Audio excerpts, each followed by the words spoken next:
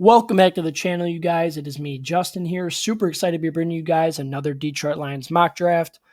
In my other mock draft, I just sticked and picked and, kind of just played the board, as it fell to us. That was obviously before free agency. So before the Carlton Davis trade, before, major signings and re-signings, that we did make. So in this one, we'll probably switch it up a little bit. I'm gonna still, play the board.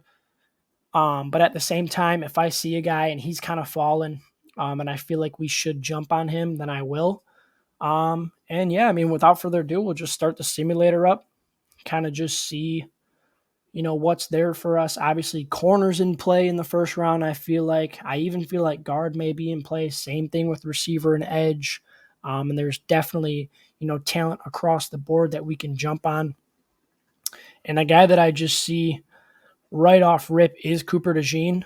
I'm not sure how realistic it is that he falls here in real life, but I mean, anything can happen, and it's a possibility for sure. Let me just see. Okay, so Kool-Aid went 19, and Sanderstill out of Michigan actually goes in the first round, which I actually can see. I feel like Sanderstill really, to me, he kind of plays like a Brian Branch type.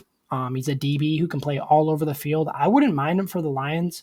I am just a tad bit skeptical on the fit. I'm not really sure where he would fit in. Obviously, this year, they did say that they are planning on using Branch in the nickel, and then we would have Iffy and Kirby out, outside safety positions. But I do feel like DeJean here is really just too good of a talent to pass up on. Darius Robinson's obviously here, and he's pretty darn good himself. There's not really a guard that I'm in love with, and not really a receiver that I'd, take over DeJean here. So we're going to go ahead. We're going to do that. We're going to give this till about, I was going to say about pick 40, because I was looking to get Marshawn Nealon there, the edge out of Western Michigan, but it's all good. We'll see what we can do here, and maybe see if another guy that we really like falls. And he actually does.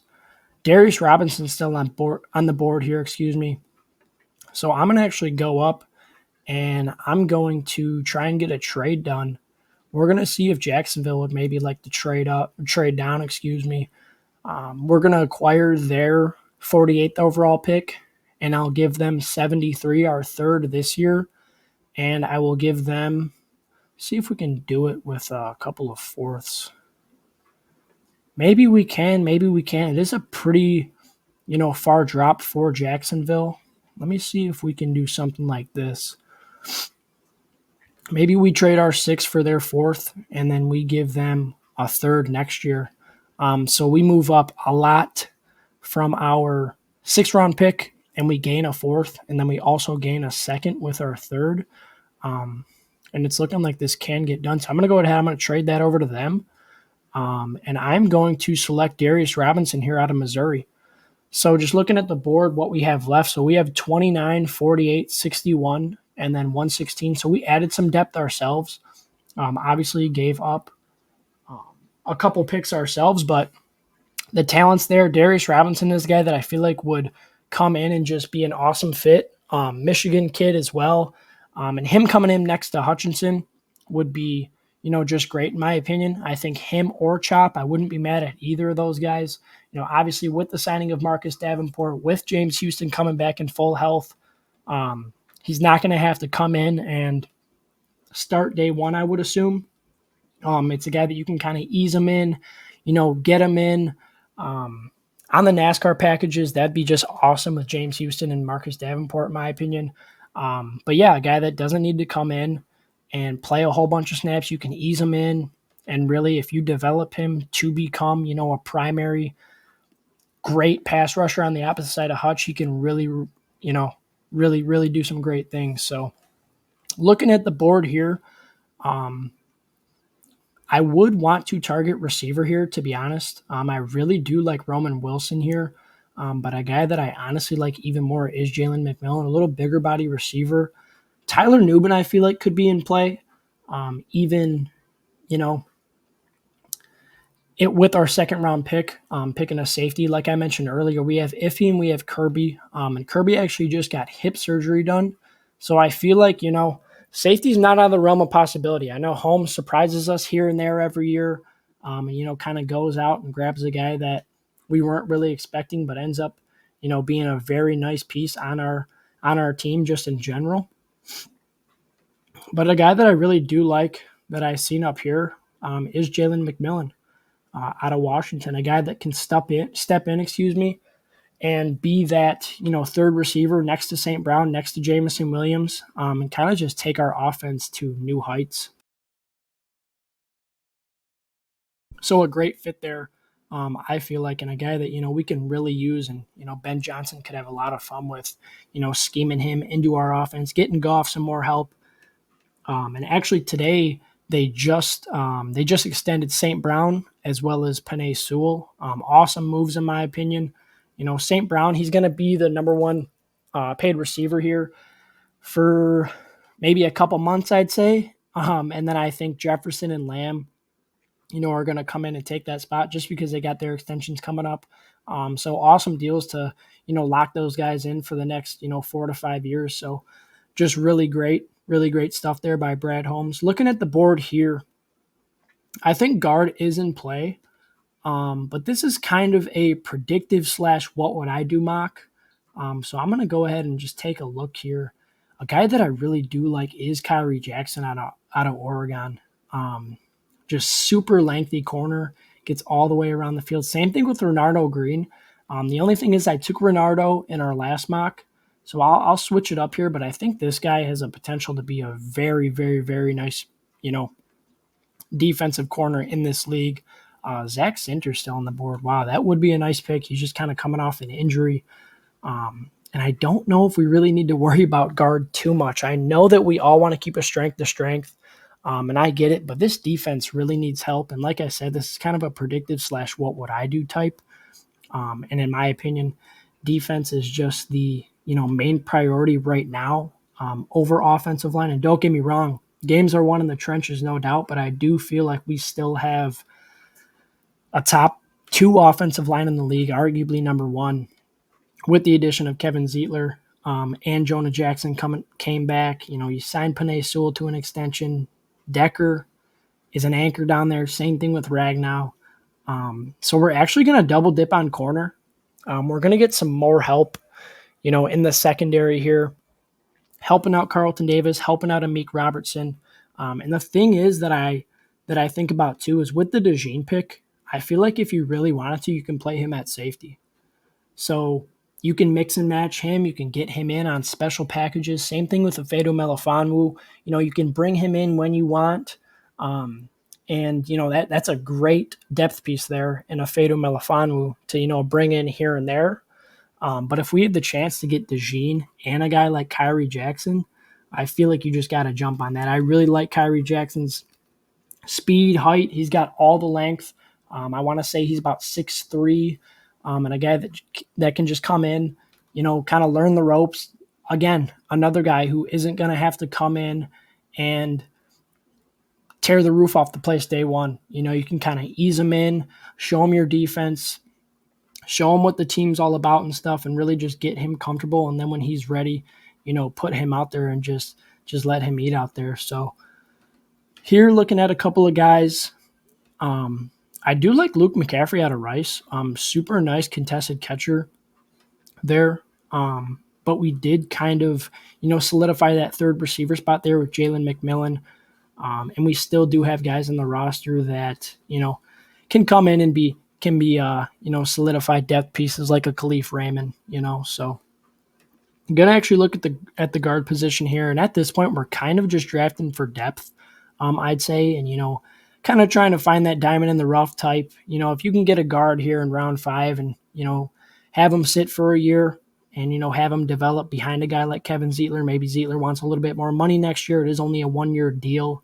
And just, show the guy the ropes, show him what it takes to play in the league. So we're going to go ahead and we're going to go with, it's kind of tough here. I like most of these guys, but I can't stop looking at the board. I really like Caleb Carson I'm obviously not going to go with another corner, and Leonard Taylor here out of Miami is a very nice D tackle there, a guy that, again, you can kind of develop and show him the ropes. But we are here. We're going to go with Javon Cohen here, the guard out of Miami.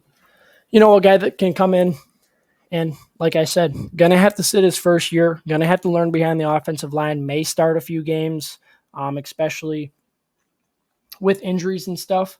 I know Decker's dealt with them in the past. Same thing with Ragnow. But Jonah Jackson's no longer in the team, and I wish the guy the best. And I really, really, really like him as a player.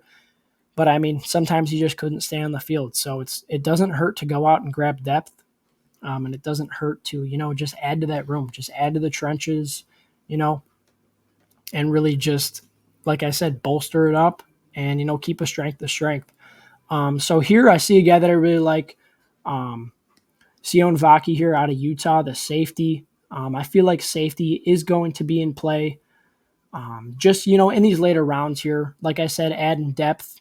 Obviously, we got DeJean, we got Kyrie Jackson. So I wouldn't mind, adding a safety here. But a guy that I also do like here is Gabe Hall, bigger body D tackle there out of Baylor. And with the additions that we've made, in the offseason, it's not the biggest need, but it's something that, you can really just never get enough of. So that's what I'm going to go with here. I'm actually going to go with Gabe Hall here, D tackle out of Baylor. And yeah, like I've been saying for these past couple of rounds here, keeping a strength to strength, just adding depth, bolstering it up, and adding guys that want to come in here and want to play. If they gotta take their rookie year to really develop, learn the ropes and stuff, so be it. But sometimes that's what you got to do, and sometimes that's what you got to do to be a great player. There's only really one position here in the 7th round that I would target, just because I'm not too familiar with a lot of these guys. Obviously, I am with Cornelius Johnson and Braden McGregor. I played against Braden McGregor actually in a basketball game when I hooped back in high school. He's a flat out athlete.